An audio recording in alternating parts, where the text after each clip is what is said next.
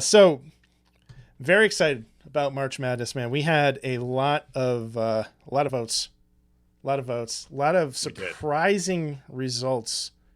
So I spent the entire afternoon screen capturing the results, filling out brackets. I'm really hoping I didn't fuck this up, Will. Shit. Because my fingers are crossed in my pocket. Oh, man, because you know how this went last week. We had some technical issues at the start of the show, but I think we'll be okay. This is a fairly simple process in this one. Or at least it should be. I think so. So anyway, let's talk about the first match. All right. We are looking at game 1 from the Northern Conference, and that's going to be your number 1 pick, Demon Souls, versus my number 8 pick, Spyro the Dragon. And unsurprisingly, Demon Souls taking the victory here, 63% to 36%. Demon Souls is the winner. Are you surprised by these results, sir? Quite frankly, no.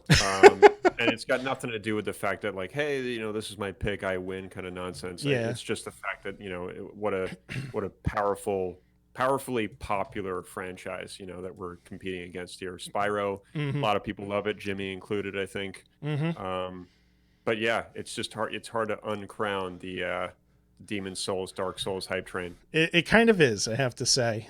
So I'm not too surprised either. Spyro the Dragon is a great franchise, but got seated low for a reason, and I think this is the proof right here.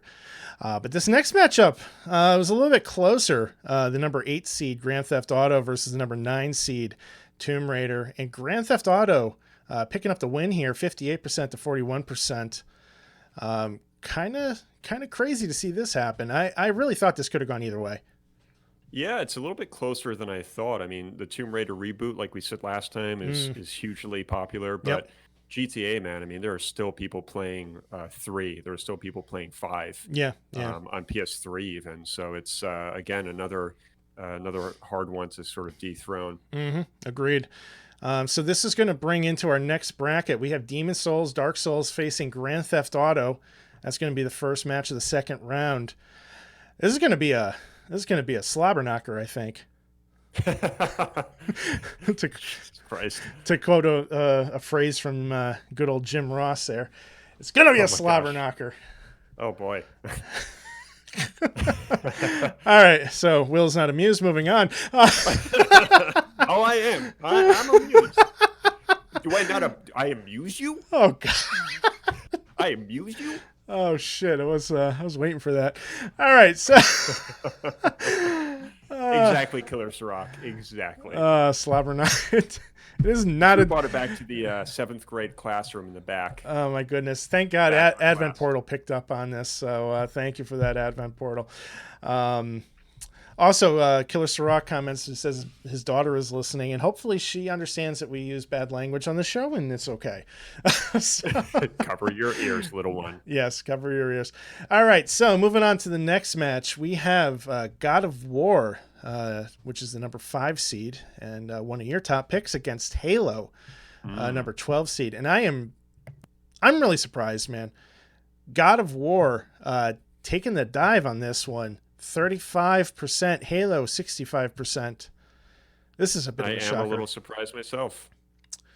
I think it just came down to the strength of the franchise. God of War really knocked it out of the park with this latest game, but I think prior to that they just had such a niche following. I think Halo is just bigger.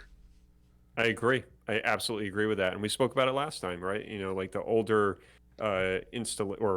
iterations of God of War, like God of War 1, 2, and 3. They were great games, but again, a niche market, like you say, and with the reboot, it wasn't until that happened that it took off again. So Halo's too strong of a contender. And on Twitch, Griffin Darkstrider comments that says Halo is almost the only reason to buy any of the Xboxes, and I would disagree, but it is a strong reason to buy one. Certainly, I would definitely say that. So let's take a look at the next match, Game 4 in the Northern Conference. We have, let's see here, Mass Effect taking on Crash Bandicoot. This one was just an absolute slaughter. Mass Effect 75%, Crash Bandicoot 25%. Yeah, listen, no one's playing Crash Bandicoot. That's my bold statement for the evening. All right. Oh, goodness. But yeah, I mean, no one's playing it, right? If you're playing it, you're playing a weird version on Uncharted 4 for a matter of like, I don't know, 10 Well, minutes. they just remastered, I think, the first few games pretty recently, and those were fairly popular. So, I don't know. I'm a little surprised it wasn't closer, but I'm not surprised that Mass Effect picked up the win because, of course, it's my pick, right? So. I got to play those games, man. Oh, they're solely for so the music. good. Well, I would say wait on the remaster, see how that goes, see what the reviews are, and go from there. Agreed. So let's take a look at the lineup now. We have Halo squaring off against Mass Effect in the second round. Talk about a slobber knocker, guys. Oh my goodness, that is the word of the evening. But that is going to be tight. I think that could be a really, really difficult round to pick. Certainly could. So let's move on to the next matchup here. We have Game 5 in the Northern Conference. We are looking at Pokemon, and please ignore my typos on the screen. We are looking at Pokemon versus Tetris in this one. Pokemon destroyed Tetris, 69 to 31% of the vote.